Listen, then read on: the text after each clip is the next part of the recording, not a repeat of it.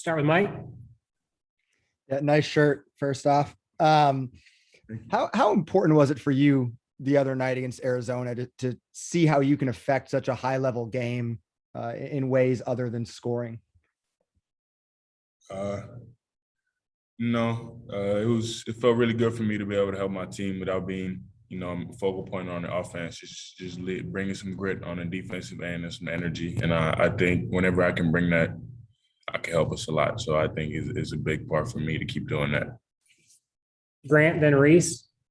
What's going through your head when you're sizing up an opponent? He's attacking the rim and you're going to go up for like one of those blocks you had against Arizona the other night. Kind of walk me through your process there of trying to block the shot, not trying to get the foul, all that stuff. I don't think there's really a process. I think it's more like I just like the confrontation. If I see somebody going on, especially for dunks, I feel like dunks are kind of the easiest ones to block because you know exactly where the ball is going to go. And most people don't really think to shift. If they do, and you're on the poster really bad, when you win some, you lose some.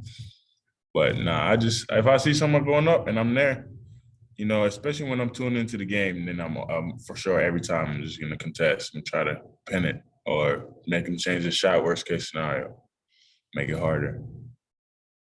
Rob, then Reese. Olivier, just how did the gears shift with conference play? I mean, you're going to play, 2 games a week, Tuesday, Wednesday, and then Saturday.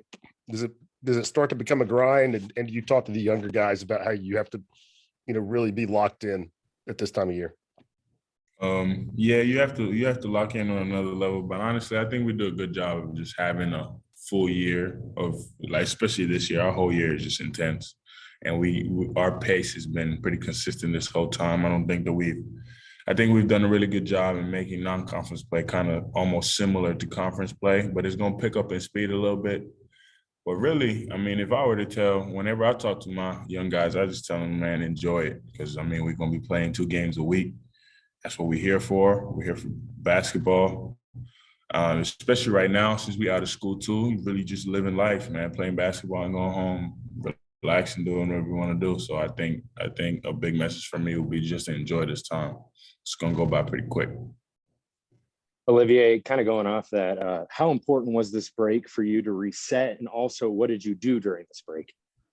I went over to Maryland to hang out with my dad and my little sister and my mom. My stepmom. Not much, just saw friends, slept a lot. I slept a lot. I think it was a couple times I didn't get out of bed till like 3 or 4. So just relaxed. It was a nice little period of winding down, letting your legs just be for once. And yeah, I think it's really important for people to get home, see their people, reset, and then just have some time away from basketball. Basketball is fun, but you need your breaks, especially in a year like this.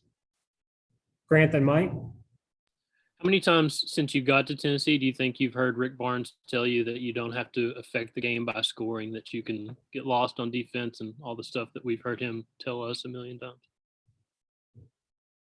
He's been trying to emphasize that for my game for a long time. A person he always likes to bring up for me is Eve, how Eve was always able to affect the game regardless of how he was doing on the offensive end. And he's saying that, especially now that I'm kind of stepping into the role and Eve's not here no more, that we need somebody to be a defensive presence. So he's been bringing that up, especially this year, a good amount. And I'm doing my best, you guys. I'm doing my best on that.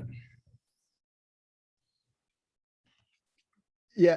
In that pursuit, Olivier, how much does it help that you're just a really athletic person on the basketball court? Does that allow you to do some things defensively that maybe other players aren't quite as capable of doing? Yeah, I think it's fair to say that thanks to me being able to jump, I was able to get some blocks. I can get some blocks that other people might not.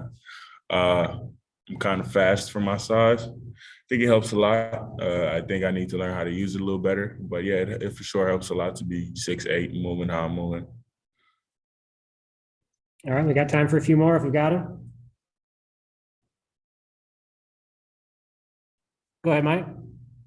Yeah, Olivier, what do you say to Brandon?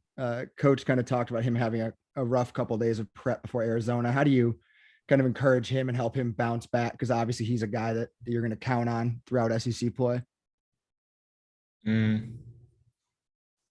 Well, I think you just have to kind of keep on him and then keep the standard up, because as the games go on, he's gonna see if he doesn't prepare properly, it's gonna be harder for him to play. So it's really not like a punishment; it's more to help him, because you don't want to go out there not ready. It's not fun. If you go out there and you're not ready, it's not fun. But I would just tell him to keep doing your thing, keep working. You know, your chances are gonna come. You're definitely needed on this team, especially in a year like this when you never know who's in, who's out, what's going on with the team. So I don't just stay locked in. And honestly, I think a good way to show younger guys how to do it is just to keep doing it myself. So I do my best to stay locked in. I do my best to lead by example. You know, I see seeds that I prepare seriously, and then I go in and I carry that over to games. He sees that that's what he needs to be doing too. And that's how we grow the culture. All right, Olivier, thank you very much. Appreciate you Olivier. guys. Thanks, Thanks, Olivier. guys.